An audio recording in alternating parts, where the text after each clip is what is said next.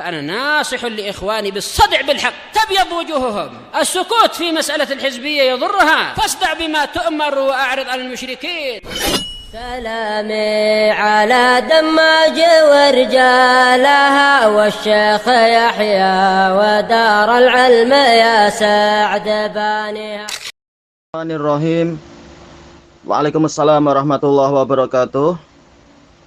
Tentang masalah hajar ini dibagi dua. Apakah hajarnya itu karena penyimpangan orang tersebut terhadap agama ini, ajaran agama ini, prinsip-prinsipnya dan semacam itu, ataukah karena masalah perselisihan pribadi?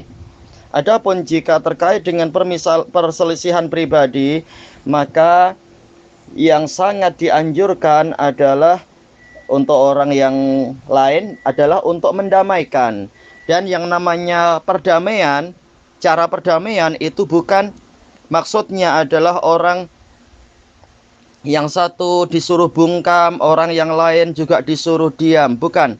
Tetapi dilihat kasusnya seperti apa sehingga yang benar didukung, yang salah diperbaiki, disuruh bertaubat, disuruh minta maaf dan sebagainya.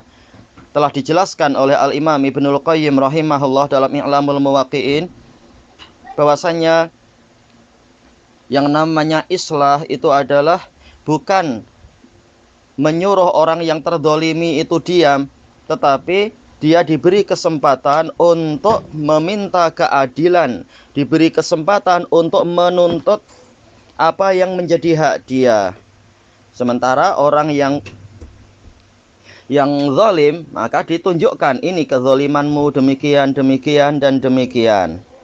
Dan setelah itu, maka orang yang terzalimi setelah diberi kesempatan untuk menuntut hak dia, maka dia yaitu si juru pendamainya memberikan sebagian syafaat, memberikan syafaat kepada orang yang terzalimi tadi untuk orang yang zalim yang sudah mengaku salah, bukan tidak mengaku salah, tapi dia mengaku salah agar apa? Sebagiannya dimaafkan, jangan diambil semua haknya dan sebagainya. Itulah diantara bentuk-bentuk apa yang mestinya dilakukan di dalam perdamaian, dan itu bagian dari tafsir dan pelaksanaan dari surat Al-Hujurat. Adapun jika permasalahannya adalah permasalahan manhajiyah atau dalilnya sangat jelas tentang suatu penyimpangan, maka ma'ruf Rasulullah SAW memerintahkan para sahabat semuanya menghajar Ka'ab bin Malik, menghajar Hilal ibnu Umayyah dan Murarah ibnu Rabi'.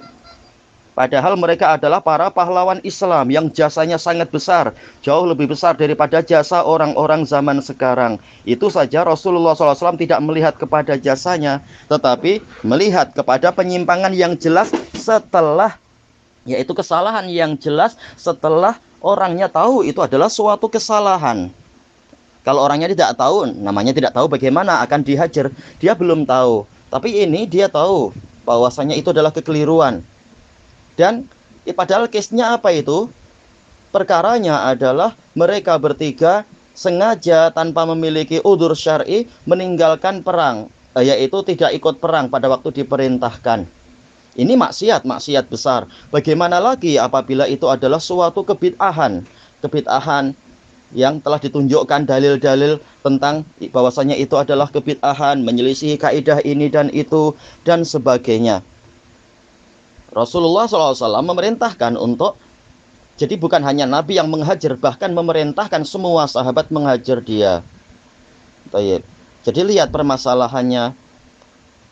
Makanya telah terbentuk ijma di kalangan Ahlus Sunnah wal Jamaah, sebagaimana dinukilkan oleh Al-Imam Syekhul Islam Abu Utsman As-Sabuni di dalam kitab Aqidatus Salaf Ashabul Hadis, tentang yaitu ijma tentang wajibnya dihajar para ahlul bidah dan sebagainya. Dan banyak penukilan tentang masalah itu disebutkan oleh Imam Al-Muzani penukilannya, demikian pula Al-Muzani dalam Syarhus Sunnah, demikian pula Imam Al-Ajurri dalam Asy-Syari'ah, dan juga Siddiq Hasan Khan dalam Qatfus Samar dan seterusnya. Itu yang tidak mau ikut menghajar, maka dan tanpa udzur, maka dia berarti apa? Dia menyelisihi prinsip Ahlussunnah wal Jamaah, maka dia juga terkena hukumnya. Imam Ahmad sendiri sebagaimana diriwayatkan oleh murid beliau yaitu Abu Dawud As-Sijistani rahimahullahu taala di dalam Masail beliau. Abu Dawud mengatakan, saya bertanya kepada Ahmad bin Hambal bahwasanya saya melihat satu orang dari Ahlussunnah berjalan bersama satu orang dari Ahlul Bidah, apakah saya hajar dia? Maka saya tinggalkan dia.